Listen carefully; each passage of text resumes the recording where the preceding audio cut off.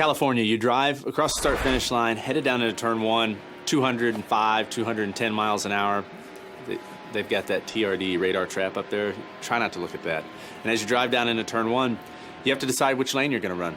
You can run right up by the fence, which is a lot smoother and sometimes faster. You can run down the bottom. It's a shorter distance, but there are a lot of bumps.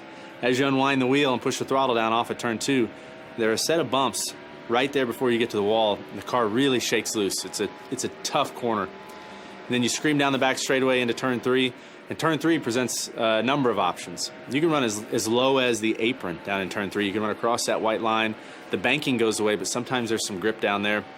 You can run up by the fence, but the biggest thing to remember coming out of turns 3 and 4 is that the straightaway isn't a straightaway. It opens up to a big curved front stretch, so you can get the throttle a little earlier than you could off of turn 2. You just scream back to the start-finish line and hope it worked.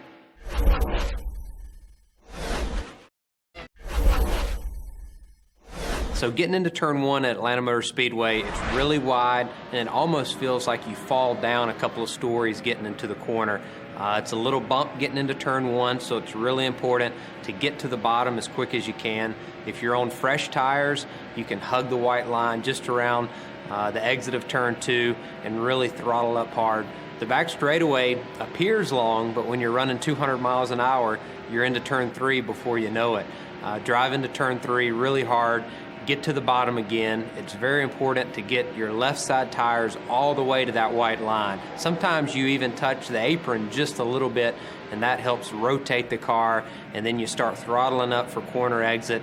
And as your tires get older and older, this is always a problem spot. You tend to spin the rear tires and lose grip on exit of turn 4, and then you go through the tri-oval, and that's a quick lap around Atlanta Motor Speedway.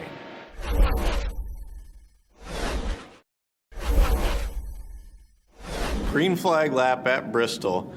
It goes by very quick, obviously, but when you get into turn 1, you have to use a fair amount of brake, since it's obviously a pretty small track. So a fair amount of brake, and your preferred line is going to be up pretty close to the wall, about a half a car off the wall or so, we'll say, and depending on the rubber buildup. And you let it kind of drift up in the middle of the corner, and you do a little bit of a diamond off the corner. So you drift up, and you're off the throttle, and then you hammer the throttle down in the center of the corner, kind of get it pointed straight for the exit of the corner. And you have a little short back straightaway, and then turns 3 and 4 is actually a little bit easier to get your car turning through. So you drive into 3, same deal, let it kind of, you use a little bit of brake, not too hard, carry your momentum, let it drift up the racetrack, and get it pointed. And as soon as that thing's pointed, you can hammer the throttle down, and then you're pointed at the start-finish line.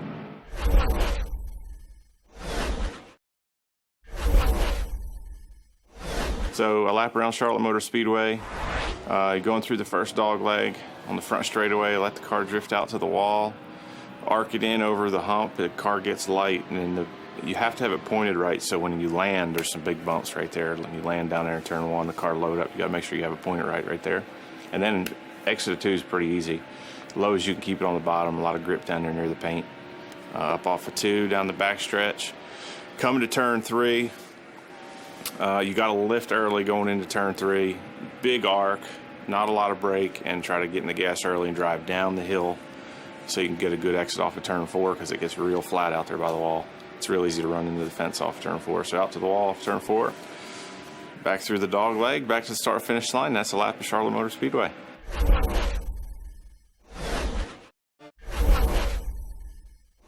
At Chicagoland, when you go down the front straightaway, you're looking into a very sharp high bank into turn 1. You want to hold it as low as possible, but on older tires, you can actually move up the racetrack and gain some time. The biggest thing is getting to the gas early off of turn 2. That'll carry you down that back straightaway with a lot of speed. Into turn 3, the middle line is typically the fastest. It's the smoothest, so you want to get in that middle line as quick as possible, get back to the gas so you can complete a fast lap at Chicago.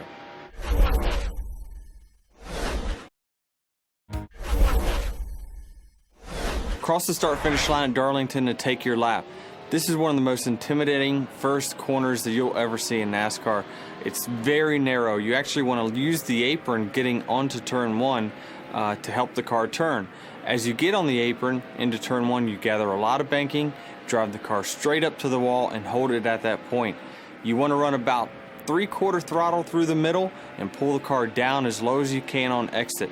That'll help you get around the car in front of you. Down the back straightaway, you got to be thinking letting off early and using a lot of brake into turn 3. I typically like to run a little bit higher on the entry of 3 to allow the front tires to take a breath so it turns really good off of turn 4, and that'll complete you a great lap.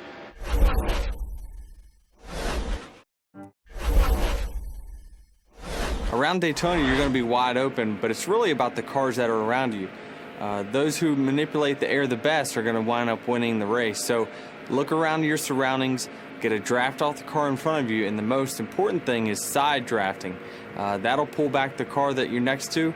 Is what I did off of turn 4 in the Daytona 500 and got us the victory.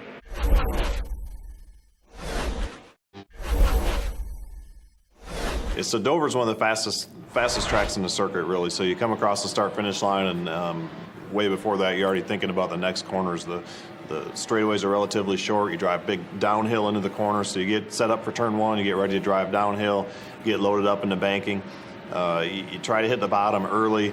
Typically, you'll go up a little bit in the middle of the corner and then try to hit the bottom on the X of the corner. You try to make the corner sort of like a triangle and carry as much throttle as you can off the next corner, leading to the next straightaway. So you get down the backstretch, get into turn 3. Turn 3 is about twice as rough as turn 1. The entry's a lot trickier. It's a lot looser typically getting in that corner, so you got to try to roll into that corner a little bit more shallow, and then try to drive it the same way as you do turn 1 and turn 2. Get off turn 4, drive back up the hill, and get ready to do it again.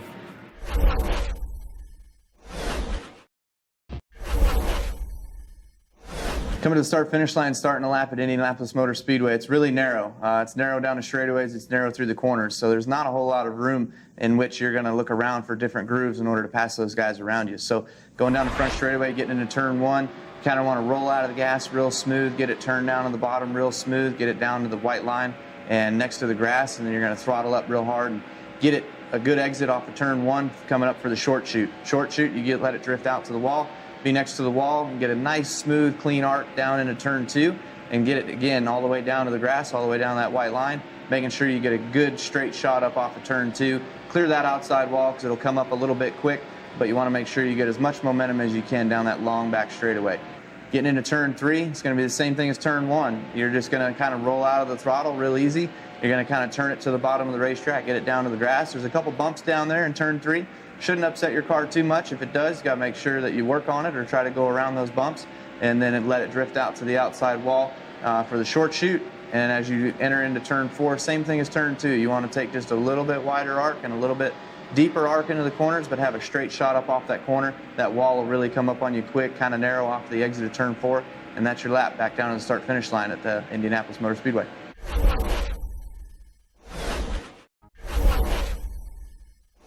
So Kansas, since they repaved it a few years ago, they did variable banking. So there's 3 distinct grooves at Kansas. The bottom is the flattest, the middle goes up a couple degrees, and top goes up a couple more degrees. So typically when you're by yourself at Kansas, you'll come across the start-finish line. You'll try to arc it really wide getting into turn 1 and try to get to the bottom, to the white line. That's the fastest way around when you're on new tires or when you're qualifying.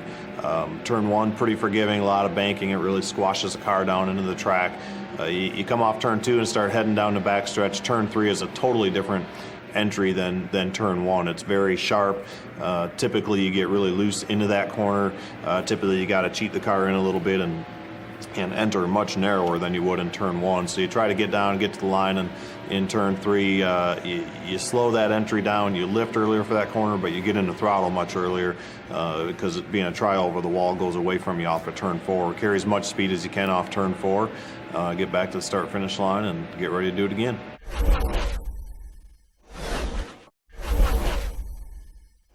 So Kentucky, roughest track on the circuit, most character of any track that we go to. The start-finish line is so rough it just bottoms the car out and shakes your headrest all over. Tough to even see across there. And then the groove has always been just off the bottom there. You could run the bottom if you have to try to get around somebody, but typically just up one groove right above that first seam, left side tires above that first seam, is always the most amount of grip. So you go into turn 1, carry a lot of momentum, in the gas early, drive in real hard, a lot of speed off there. But then turn 3 comes up, and that's one of the trickiest turn 3s in the circuit. It's the easiest one to overdrive. You have good speed off of turn 2, and you really got to overslow the car getting into turn 3. So for me, my biggest challenge in Kentucky is to let off the gas early enough and slow up early enough for turn 3. It doesn't feel normal. You have to slow up so much, and then also you get in the gas that much earlier than you would any other corner. So that's the most unique thing to me, is how much you have to overslow the car into turn 3 and how early you're in the gas to get off at turn 4 and get down the front stretch.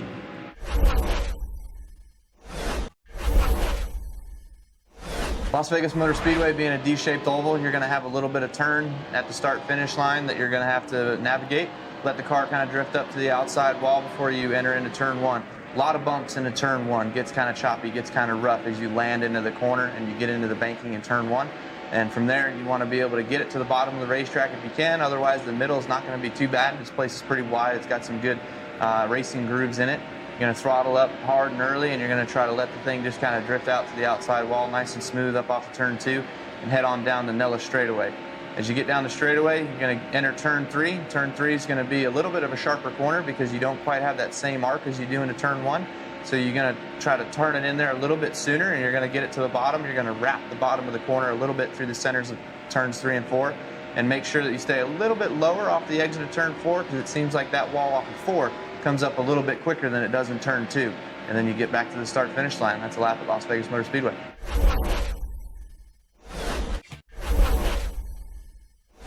Michigan's a fresh repave. It's a very smooth racetrack.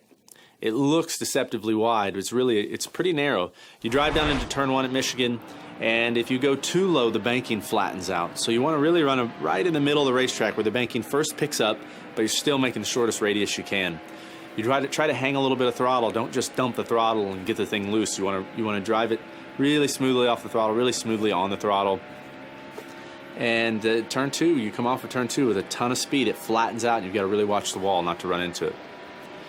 Turn 3 at Michigan's the toughest corner. You drive into turn 3, and the track turns before the banking picks up. So the car is very flat. It's not pushed into the racetrack. It's easy to get really loose there and then slide. That has ruined a lot of people's days. So be careful into turn 3, and through the middle of 3 and 4, it's one of those tracks a lot like California. You stand on the throttle, and the straightaway opens up for you. You get a little more room on exit than you thought you maybe had. It's a fast place.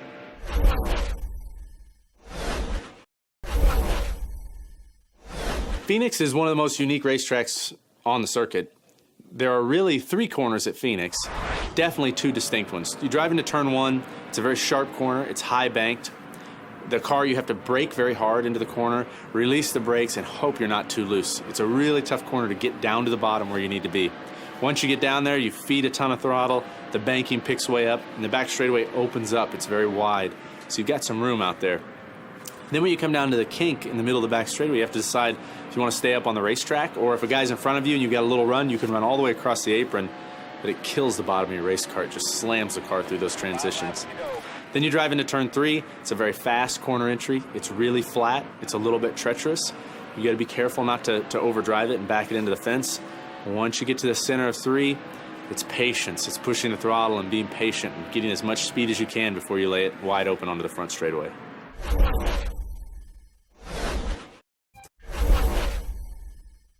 Pocono is a very unique racetrack, and to take a lap around there, we'll start-finish line very long front straightaway going towards turn 1. You're usually in high gear by the time you cross the start-finish line, so we'll pull high gear, 4th gear, all the way down the front stretch. Coming to the braking zone, you'll see a 3, 2, 1. Usually the 1 cone's a pretty good spot to brake. Just try to stay out and arc it into 1 as much as possible, but yeah, remember, we're going to have to downshift. We're downshifting there now, so about as much as you can arc and get down in there without getting the thing loose when you downshift. And then right back in the gas early, right around the bottom, turns 1 and 2. Pretty wide, sweeping, a lot of room out off of turn 2, so you can be in the gas a long time. Carry 3rd as far as, possible, about 9,400, shift into high gear coming towards the tunnel turn. And probably the scariest turn in all of racing is the tunnel turn, because you got to go in there, 90-degree corner, not a lot of banking, and you're talking 200 miles an hour. So try to let off a little early. Again, try to hit, just really important to hit your marks. Get the entry turned in the right spot, get your apex at the right spot, and back in the gas wide open before the apex of that turn. is the key to getting through there. Coming down to turn 3, really flat corner, sort of like a New Hampshire or a Milwaukee type corner. Let off early, car's really going to try to get loose going in there. But again, right around the bottom, down to 3rd gear, and really important to carry speed off of that corner to make lap time. And then back to high gear, come to the start-finish line. That's a lap at Pocono.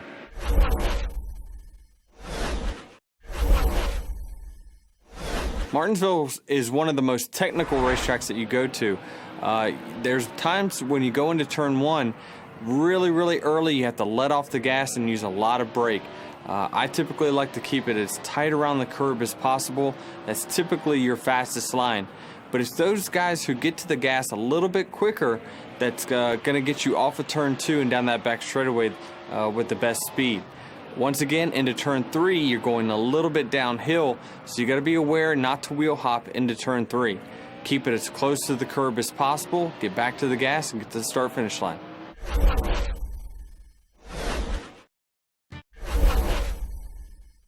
Yeah, I think Loudon, to start a lap there, track's really flat. So taking a lap there, going into turn 1, the car's always loose there.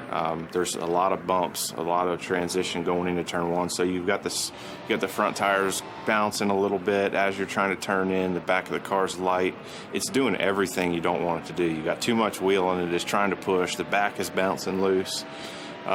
So getting the entry speed there is so critical because you have no banking to hold the car. And like I said, you got those little swells and dips you're going through, so it's trying to slide. And if you miss your marks in the center of the corner by a few inches, you're going to hit that seam and you're going to be way slow. So hitting your marks is the key at New Hampshire. Even if you have to back up your entry, even if you have to slow down a little bit going into 1, hitting those marks in the center is key. And then roll the center, try to get the thing cut, point it off of turn 2 so you can get in the gas without getting loose. That's another thing that's tough about it. Going down into 3, into the back straightaway, there's some really big bumps in the braking zone that'll screw your car up and make you miss your marks as well. But as far as the center of the corner there, a little bit easier to hit your marks. The track almost feels wider in turns 3 and 4. And off of turn 4, typically you're probably the tightest of any spot on the racetrack. And then back to the start-finish line.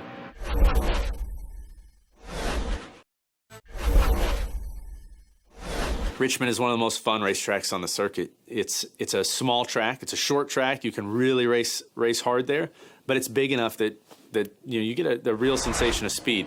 You drive down into turn 1 at Richmond, and it's deceptive. The radius just gets tighter and tighter and tighter, and so you have all of this speed, and you're braking. I can't tell you how many times I've overdrove the entry into turn 1. You got to get down there, get the car slowed down, get off the brakes, try to touch the throttle all the way around the center. And then this turn 2, as you come off at Richmond, off of turn 2, the banking falls away, but there's still some corner left, so the car is going to slide up to the wall, and you have to be really careful not to smack the fence off of 2. Turn 3 at Richmond is pretty flat and pretty fast, so it's easy to overdrive. The car will slide down there, the banking will catch the car, and at that point you have to be ready to push that throttle. Turn 4 opens up onto the front straightaway, and you should have no problem keeping the throttle down there.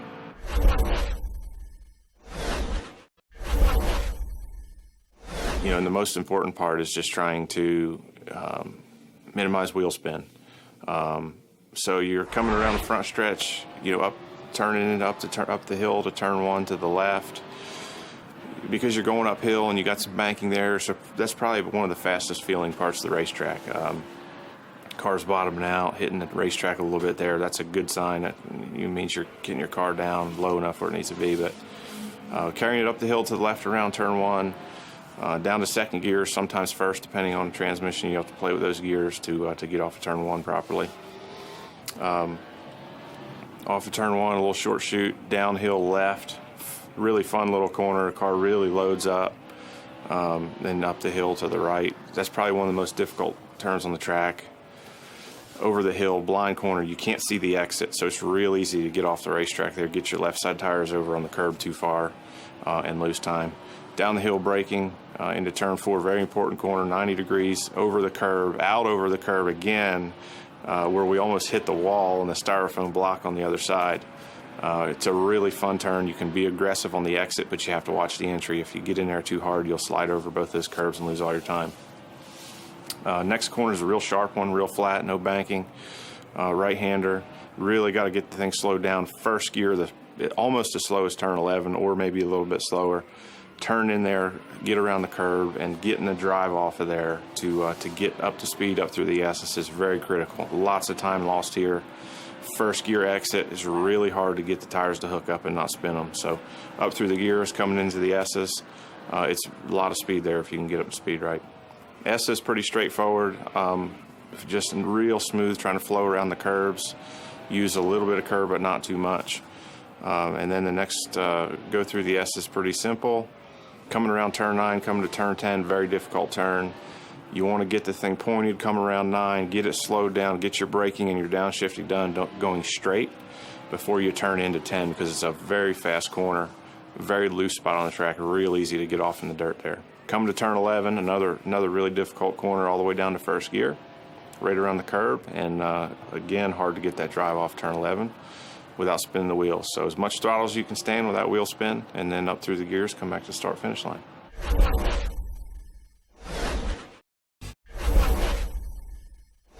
So Talladega, the fastest and largest track on the NASCAR circuit.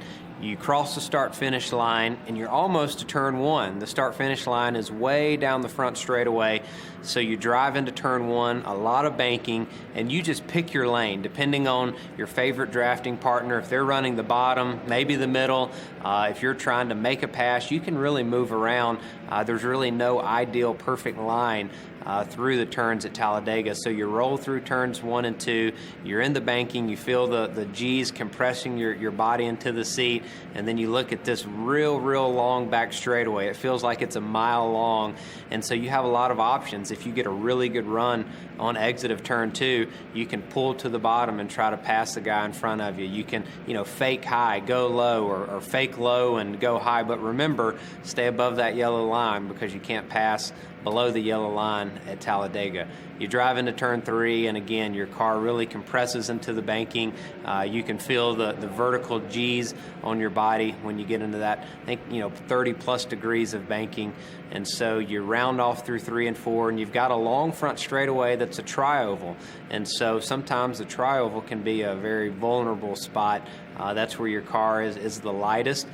So don't be too aggressive through the tri-oval, or you can get wrecked pretty easy. And then you still have a few hundred yards before the start-finish line. So if you're going to make that last lap pass, now's the time to do it.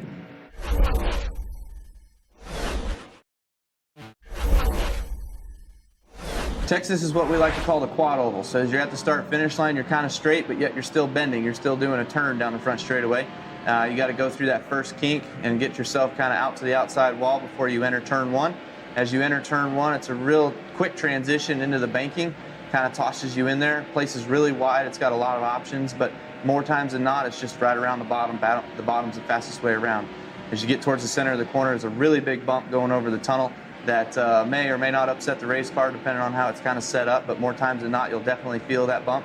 As you exit turn 2, the track kind of falls away from you, so there's not a lot of banking to hold you into the racetrack, so it kind of gets a little bit of a four-wheel drift off the exit of turn 2. That wall kind of comes up a little bit quick off the exit of turn 2 because you don't have a whole lot of room and you don't have a whole lot of banking in order to hold the car. So once you get out to the outside wall down the backstretch, you're going to be looking at turn 3. Turn 3 seems like it's a long entry period. You've got a long time when you start turning the wheel. It's a really slow turn. It's a really long turn, kind of getting down to the bottom of the racetrack. Again, the bottom's the fastest way around. There's going to be some bumps kind of in the center of 3 and 4 and towards the center of turn 4 that you'll have to navigate. Those bumps may or may not upset the car. Sometimes it makes the car want to be a little bit tight through there and kind of push out towards the outside wall a little bit quicker than you would like it to. But the banking holds up a little bit longer off of turn 4, so you don't necessarily have to worry too much about the outside wall at the exit of turn 4. Coming back towards the start-finish line, navigate that second kink, and you'll be right back at a lap at Texas Motor Speedway.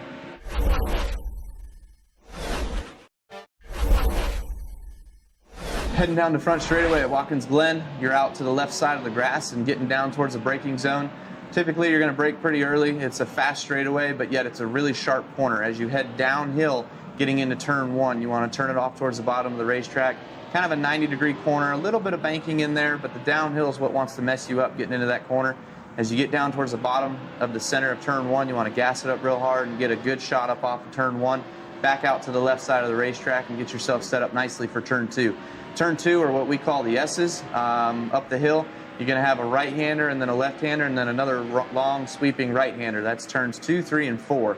And entering turn 2, sweep it right down to the bottom of the racetrack. Stay tight as you can to the right side of the track, and getting yourself set up for turn 3. Turn 3, you want to arc off into the corner and get to the left side of the track and just kind of let it drift. You'll let the car drift through turn 3 and out back towards the guardrail on the right-hand side. And turn 4, you'll corner turn 4 all the way around, turn 4 all the way on the inside. It's a long sweeping corner. Should be wide open from about the center of turn 2 all the way around, all the way to the bus stop. So going down that long back straightaway, a lot of speed there, 180 miles an hour plus. And you're going to have to brake pretty early with all that speed carrying into the bus stop. So probably the 500 or 600 marker is where the braking periods are. Get the thing slowed down. It's a really, really tight entry, not a whole lot of room there. Hard to go side by side into the bus stop. But you're going to turn into the bus stop to the right first. You're going to go through 2 lefts, and then you're going to turn right out of the bus stop. And just making sure you cut all the corners as close as you can without getting into the grass. That's kind of the biggest thing in making up time through the bus stop at Watkins Glen. Come out of the bus stop and you go in through the carousel. It's a long sweeping right-hand corner, almost a 180-degree corner that you got to go back and go the other direction. It's got a little bit of banking, and it's not too bad where you get some good speed kind of developed on the exit of the corner. But the exit of the corner will get a little bit slick because you'll want to slide out. The rear of the car will want to fishtail out a little bit towards the left side of the track. But you want to keep that under control, get a good shot down the straightaway, and getting yourself set up for what we call turn 10. Turn 10 is a tight little left-hander. You're going to brake right at the crossover bridge, braking marker number 200 or 300, I believe. And it's a tight 90-degree left-hand turn, not a lot of banking there, really slick. Car wants to be tight through there, wants to push a little bit, get to the outside of the right side of the racetrack on exit a little too quick, and then you got to bring it back to the left side of the track and get yourself set up for turn 11. Turn 11, you don't have a whole lot of speed going through there. You're not doing any shifting. You're just trying to set up your marks and get yourself ready to go for the right-hand corner, the final right-hand corner that leads you onto the main straightaway at Watkins Glen.